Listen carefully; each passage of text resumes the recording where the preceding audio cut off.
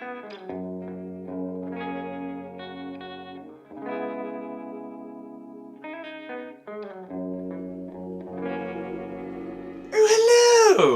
How are you?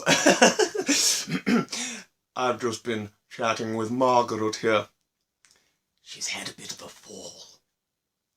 Shouldn't you be running along to the hospital now, Margaret? You must open your eyes. Margaret never opens her eyes or watches where she's going, and she falls over and injures herself. Welcome to Fictitious Events, the lockdown tapes.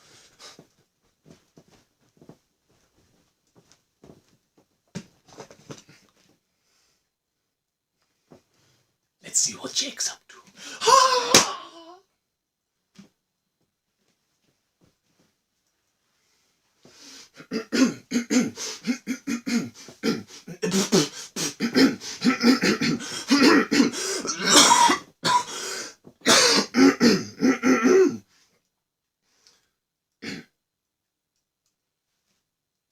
Jake Summers was in the middle of enjoying a game of Boggle in isolation when all of a sudden nothing happened. He thought, surely some random fictitious creature should be approaching any time soon to whisk me into some sort of humorous complication. But no! He was bored as fuck. He looked down and began to choke as he realized with horror that he had accidentally drank his toenail clippers instead of his delicious hot coffee. He jumped up with alarm. What the fuck am I gonna slice these fucking cheesy slate slabs with now? This is heresy and bullshit, cried Jake. The local Avon lady, Flidge Cartwright, stood at Jake's door and was about to say that's the incorrect use of the word heresy when Jake had let his anger get the better of him and had thrown a pint glass out the window and it clocked Flidge Cartwright in the head, knocking a spark out and piss her drawers before knocking on the door.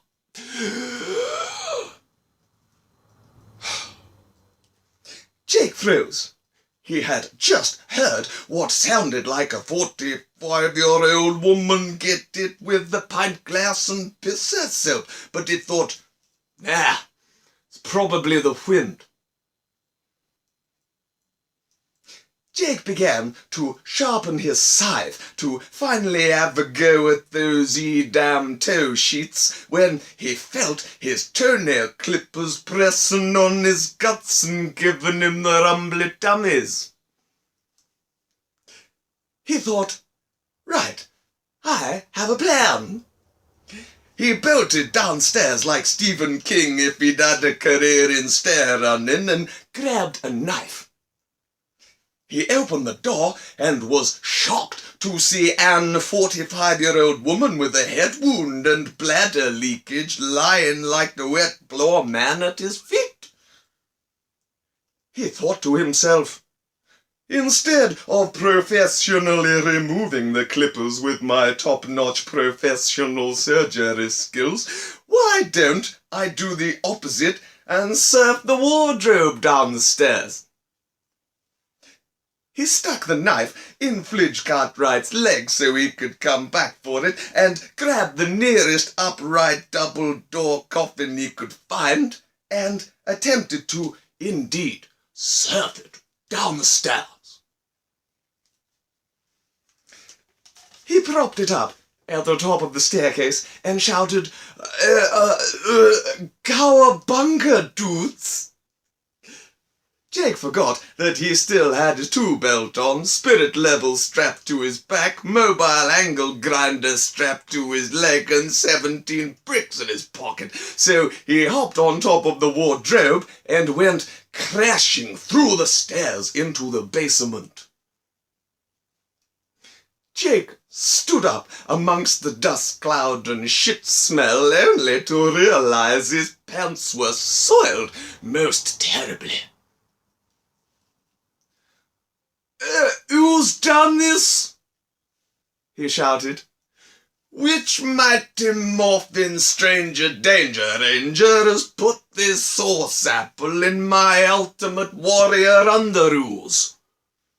'Cause I didn't fucking do it, you Bronze Age ball bag bathwater bandits," he shouted, and with this he heard the sound of a 45-year-old woman with a head wound and a knife in her leg shouting about creams, Nivea and revenge, but he couldn't be sure. "It could still be the wind, even though I've already seen the body," he said to himself. Suddenly, Flidge Cartwright had flipped down into the basement and was flinging body butters at him. She pulled out from her pants a handheld weapon and began filling it with bath bombs. She opened fire, and Jake shouted, "No!" and shit, and he dived behind a tool bench. "Fool!" Flidge Cartwright shouted. "Are you a fool? I am the mythical creature you were waiting for.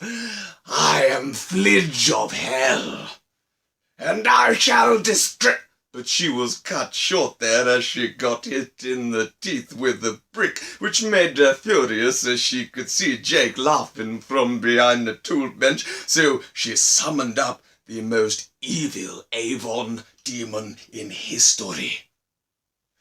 The Valsglach. The Valsglach was a giant she-beast, kinda like the Big Show in the mid-90s, and it was growing most fierce. "Are you that crusty-faced hand-shandy that shat olive green custard in my cax?" shouted Jake. "I'm gonna fuck you up, bro. I'm a huge deal, and you better ain't be messin', 'cause summer's here."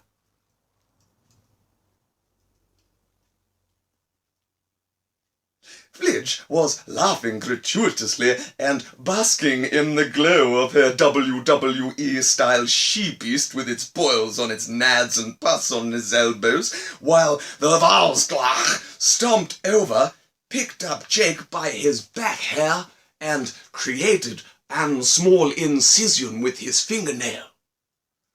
He carefully removed the toenail clippers.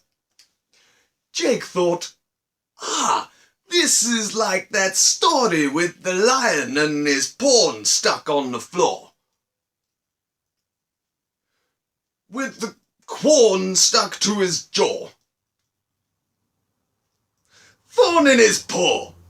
But as Jake was in the middle of a thought process that really should have waited, the Valsglach had begun pissing in the wound and laughing maniacally. Jake cried out, "For shame!" and pulled a stick of dynamite out of his wound and shoved it in the Valsglach's mouth, and he dropped Jake to the floor. The Valsglach ran off crying like a punk, swearing revenge and talking about bullying. So what was left to do with Flidge? "Oh my, how the tables have turned! What say you, Flidge?" shouted Jake. He walked over and calmly said, "Truce," while quietly lighting her cardigan on fire. Flidge smiled and nodded and then screamed, and all of a sudden Jake could hear what sounded like a 45-year-old woman with a head wound, pissy jaws, a knife in her leg, and lungs filled with flames. But he turned around and thought, no, surely this time it is the wind. He threw a pint glass out of his window, and the noise stopped.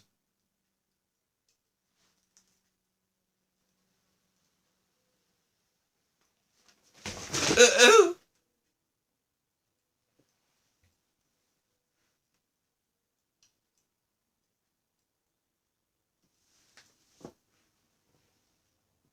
Tune in next time for Fictitious Events, the lockdown.